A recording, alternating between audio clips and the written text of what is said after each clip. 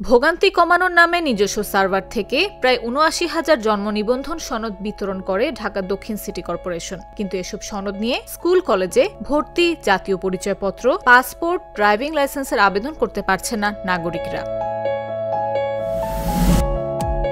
সনদের সঙ্গে জাতীয় সার্ভারের আন্তঃযোগাযোগ না থাকায় তথ্য যাচাই করতে না পারায় বিভিন্ন সরকারি প্রতিষ্ঠানের সেবা নিতে গিয়ে হয়রানির মুখে পড়ছেন নাগরিকরা। কোনো উপায় না পেয়ে আবারও স্থানীয় সরকার মন্ত্রণালয়ের রেজিস্ট্রার জেনারেলের কার্যালয়ের জাতীয় সার্ভারে আবেদন করছেন ডিএসসিসির বাসিন্দারা।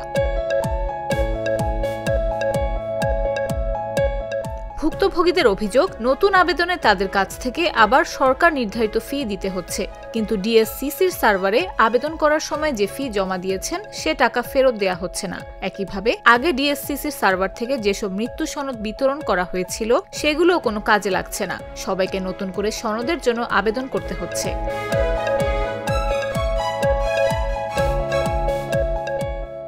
ডিএসসিসির সংশ্লিষ্টরা বলছেন, রাজস্ব ভাগাভাগি নিয়ে বিরোধের জেরে সাবেক মেয়র শেখ ফজলে নূর তাপস নিজস্ব সার্ভারে জন্ম নিবন্ধন সনদ বিতরণ শুরু করেছিলেন। এই উদ্যোগ আইনবিরোধী হওয়ায় সংশ্লিষ্ট সংস্থাগুলো সাড়া দেয়নি। তবে তাপস প্রধানমন্ত্রী শেখ হাসিনার আত্মীয় হওয়ায় তার বিরুদ্ধে কোনো পদক্ষেপ নেয়নি স্থানীয় সরকার মন্ত্রণালয়।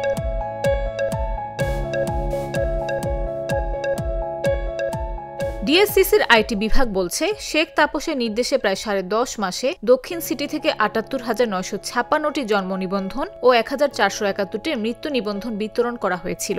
এ থেকে ডিএসসিসির রাজস্ব হয়েছে প্রায় ৪০ লাখ টাকা। বর্তমানে ডিএসসিসির ৭৫টি ওয়ার্ড রয়েছে, যেগুলো নাগরিক সেবা 10টি আঞ্চলিক পর্যায়ের মাধ্যমে প্রদান করা হয়।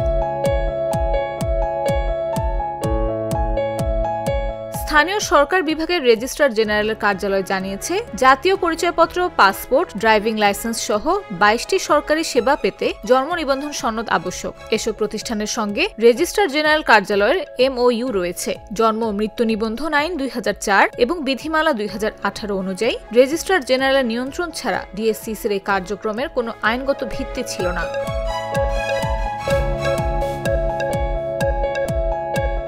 ডিএসসিসির নিজস্ব সার্ভারে সনদ বিতরণ কার্যক্রম ঠিক হয়নি বলে জানিয়েছেন সংস্থাটির প্রধান নির্বাহী কর্মকর্তা জহিরুল ইসলাম। তিনি বলেন, যেখানে জন্ম ও মৃত্যু সনদ বিতরণের জাতীয় সার্ভার রয়েছে সেখানে কর্পোরেশনের সনদ বিতরণ করা ঠিক হয়নি। আগে জন্ম ও মৃত্যু নিবন্ধন ফি ফেরত বা নতুন আবেদনে যোগ করার প্রশ্নের জবাবে জহিরুল ইসলাম বলেন, এটি করা সম্ভব হলে ভালো হতো, তবে এখন জানা নেই টাকা কিভাবে নেওয়া হয়েছে এবং কোন খাতে আছে। খোঁজ নিয়ে দেখা হবে বলেও জানান তিনি।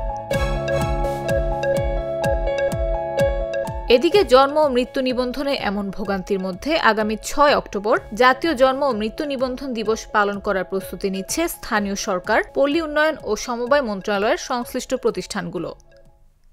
নাফিস আব্দুল্লাহ, জাগো নিউজ। বান্ডেল থাকলে প্রতি সেনমানিতে টাকা বাঁচবে।